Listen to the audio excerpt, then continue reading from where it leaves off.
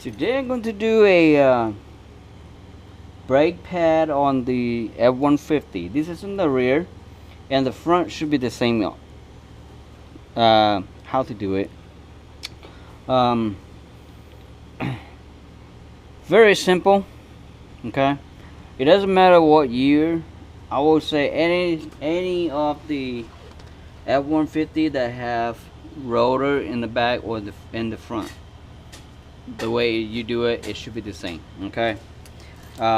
This model here is starting from 09 all the way to 2014, but I believe it continued that all the way to today. That should be the same. Normally car manufacturer, they don't really change much on the brake. The bolt here is number 13, so you close this and go down, but you open is pull up. Okay, this is pull up. Okay, so we pull up. On this model here, if you just change the brake, you'd only take one out. But for me, I will do in both, because I will take out the pin here. There's a pin, they call return pin, right? Take out the boot out too, and clean this pin here. Make sure you clean it real good. If you want to do clean the inside, you can do that too, but you don't have to, because your car is not too old. So make sure you apply some grease that come with the package. I don't know, depend how what you buy. If you buy a better grade of brake pad, they should come with the grease. Apply some grease to it. If it's so rust, make sure you clean inside. If you don't clean inside, there's no point to just clean the pin, because the pin can freeze up. Okay, when the pins freeze up, then you're in trouble. I have a couple cars that in the past have freeze up on the return pin, and that is pain to get it out. Okay, it's not easy. So I'm gonna put this boot back in there, because I already cleaned this boot. Okay, now when you're done with that, take out the pad, just pull it out, push this out. If your package come with this clip, change the clip. If it doesn't, I would say just leave it. This is still good. It's nothing wrong with it. It's not overheated. It's not burning it. The benefit on this is to hold tight, so not squeaking. And put this pad in. If you don't change that clip, slice in. And on my pad, it does not have any keys on it. I mean the wore out key. Okay, so I'm going to just put this in.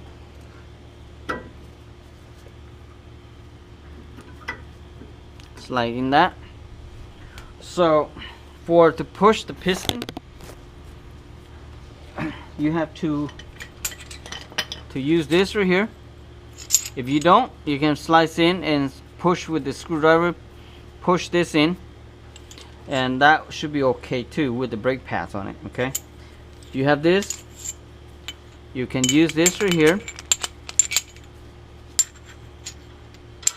Okay, if you don't have that and you have this right here, even better. This one is very easy to do it. Okay, I like this better because it's flat out.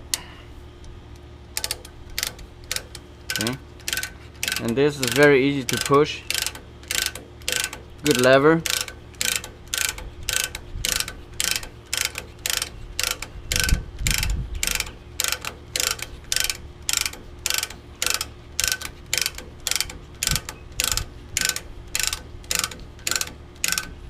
Okay, now you're done.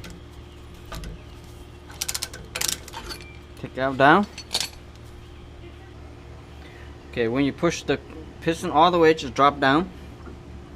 Push a little bit to fit right in. Now Upper here you have another pins like this, a little bit different because that is doesn't have the plastic boot right that, but you have to clean that one too in case you have a rust. Normally people does not clean this right here. If your car is 2012 like this one, it's not going to be that dirty, depending where you live it. You know, if you live up in the north region.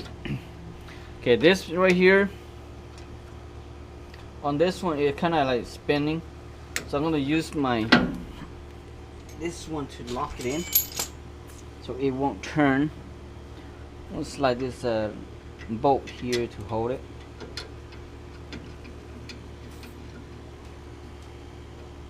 And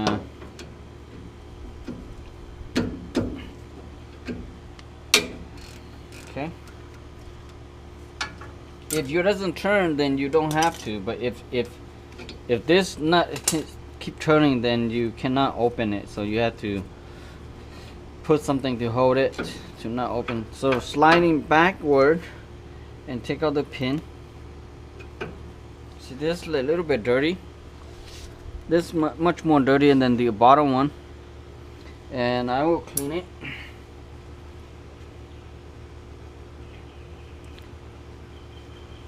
And re-grease it. Okay, same things inside here. If you can use W40 to clean it and grease it, but inside that pinhole. So on this right here, it's not that dirty, so I'm gonna just wipe it off and apply some grease to it to make sure you have fresh grease, so it will work better when you step on your brake.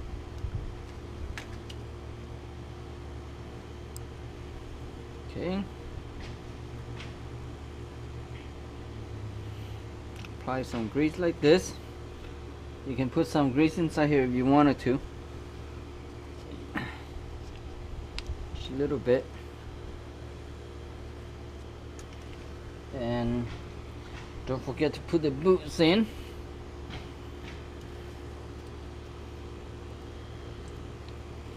And then now slide your pins in and push the clapper in and lock with the 13mm bolt. You can torque this at 25 foot-pound. This small bolt, so you don't have to have a lot of torque. If you don't, you just hand tight. That's plenty. Don't force too much. The reason 25 foot-pound only because they don't want to get stripped, you know. That's it.